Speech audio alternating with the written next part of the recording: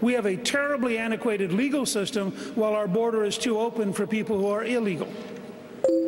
Mr. Speaker, thank you. Governor Romney, I want to continue a conversation that you had with Governor Perry in the last debate. In Massachusetts, you vetoed legislation to provide in-state tuition rates to the children of the illegals. Governor Perry, of course, signed the Texas DREAM Act to do exactly that. But what about Governor Perry's argument that it's better to get these kids an education and to get them jobs than to consign them just to being a burden on the state? It's an argument I just can't follow. I got to be honest with you. I don't see how it is that a state like Texas, to go to University of Texas, if you're an illegal alien, you get an in-state tuition discount. You know how much that is? It's $22,000 a year. 4 years of college, you're almost $100,000 discount if you're an illegal alien to go to University of Texas. If you're a United States citizen from any one of the other 49 states, you have to pay $100,000 more. That doesn't make sense to me. And that kind of magnet,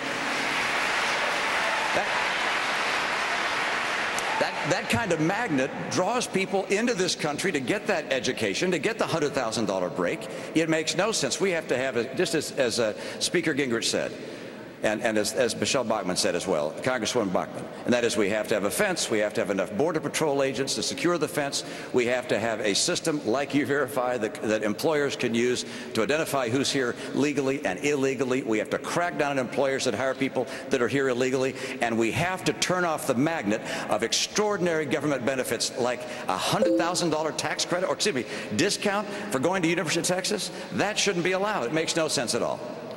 Governor Perry, I'm going to ask you a question, so you don't need to respond to him because you're going to get a full minute to answer your question, which is on directly this point. You're the candidate whose name, by a wide margin, came up most often in the questions being submitted to all of you candidates about immigration. Dave Hollenbeck of Arizona sent this. Today, it appears that you have not tried to stop the illegals from coming. We have high unemployment and a considerable amount of jobs going to illegals. Are you going to exert an effort to stop the abuse of U.S. citizens by illegal?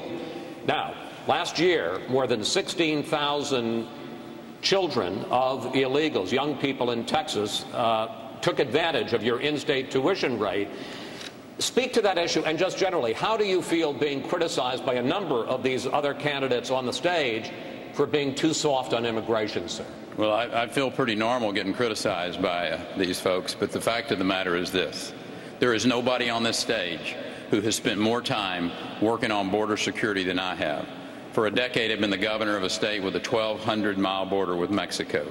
We put $400 million of our taxpayer money into securing that border. We've got our Texas Ranger recon teams there now. I supported Arizona's immigration law by joining in that lawsuit to defend it. Every day I have Texans on that border that are doing their job. But if you say that we should not educate children who have come into our state for no other reason than they've been brought there by no fault of their own, I don't think you have a heart. We need to be educating these children because they will become a drag on our society. I think that's what Texans wanted to do.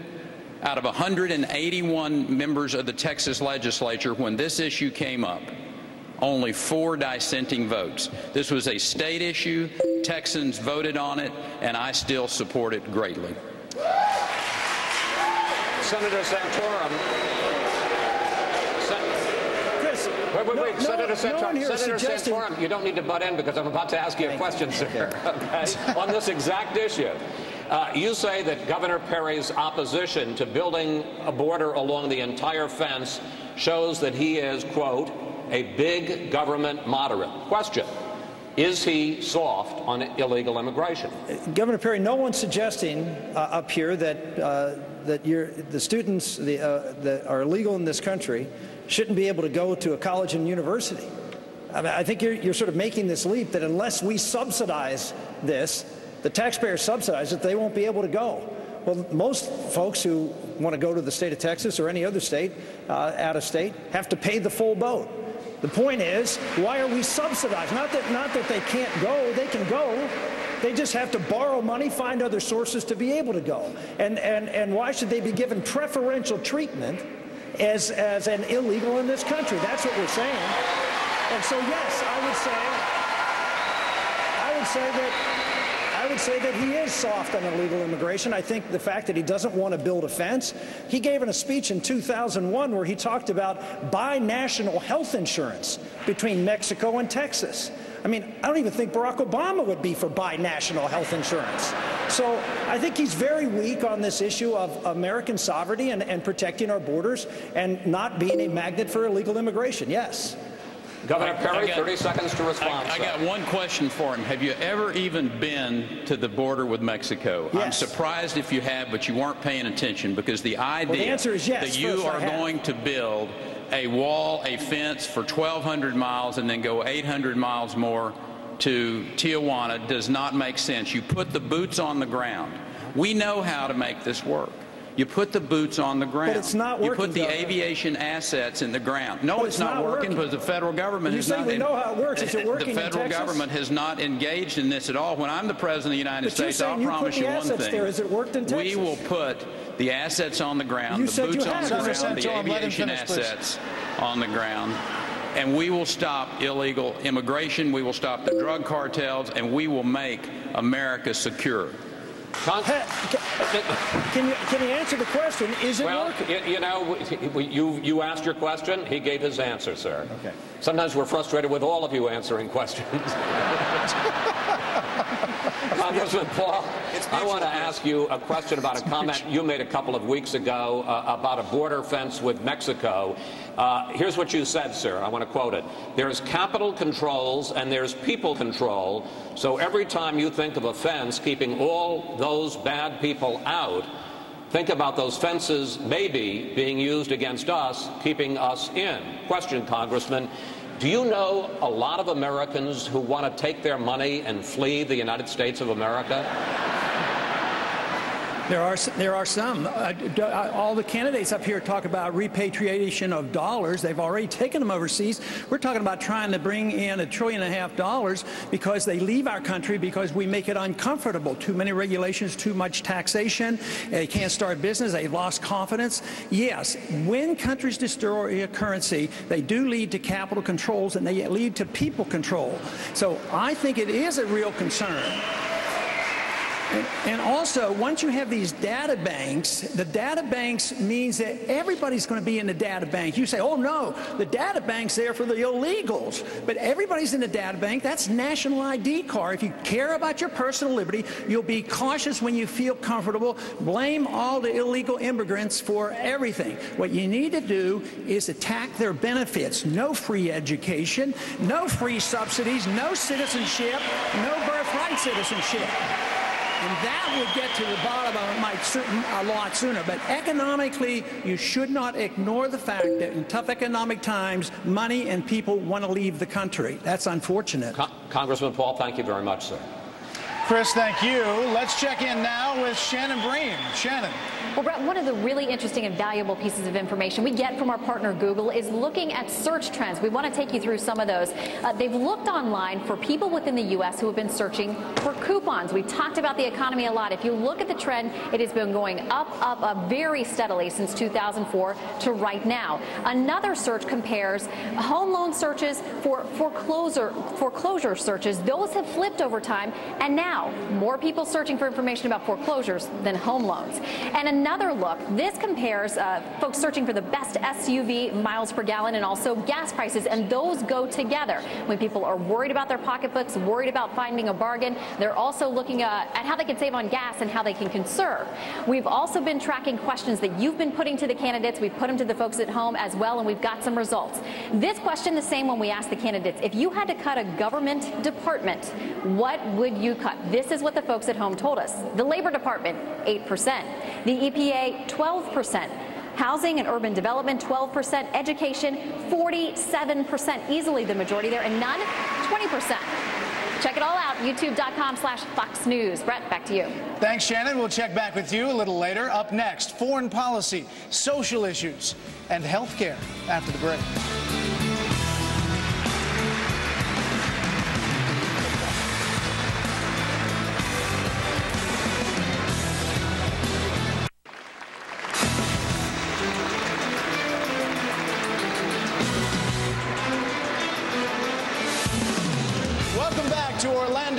Republican presidential debate. We're partnering, easy for me to say, with Google and the Florida Republican Party.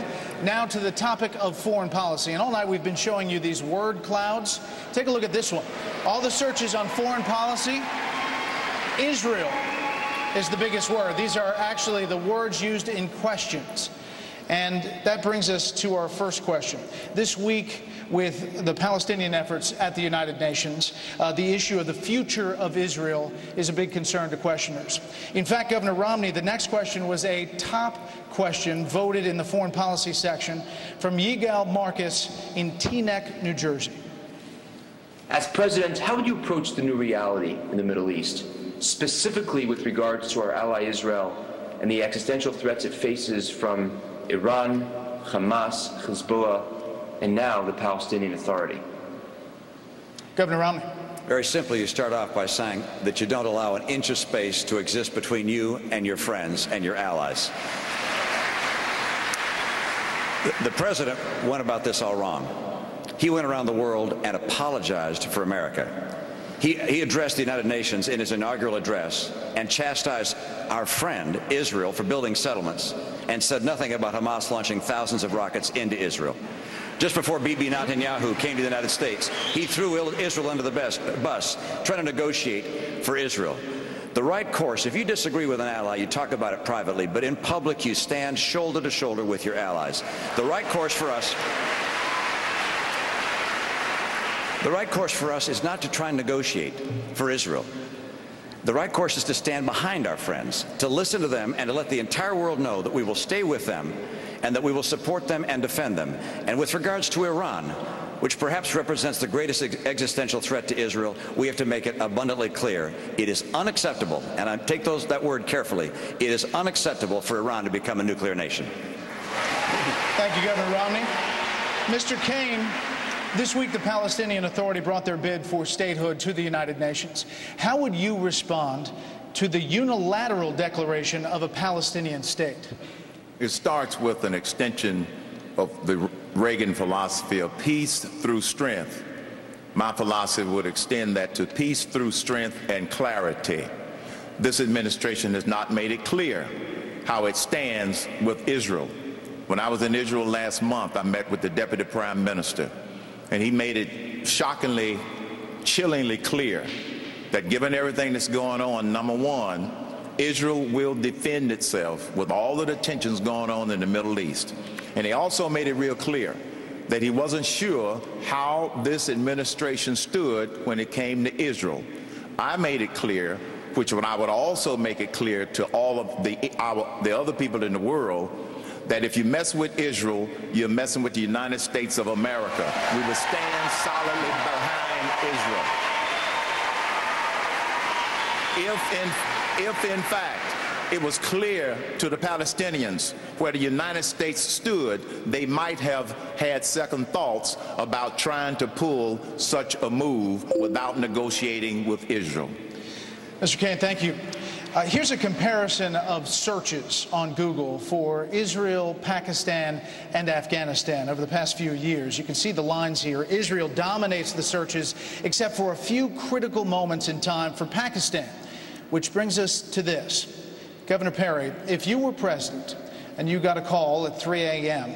telling you that Pakistan had lost control of its nuclear weapons at the hands of the Taliban, what would be your first move? Well, obviously, before you ever get to that point, you have to build a relationship in that region. And that's one of the things that this administration has not done. Yesterday, we found out through Admiral Mullen that Haqqani has been involved with, and that's the a terrorist group directly associated with the Pakistani country. So to have a relationship with India, to make sure that India knows that they are an ally of the United States. For instance, when we had the opportunity to sell India the upgraded F-16s, we chose not to do that. We did the same thing with Taiwan. The point is, our allies need to understand clearly that we are their friends. We will be standing by there with them.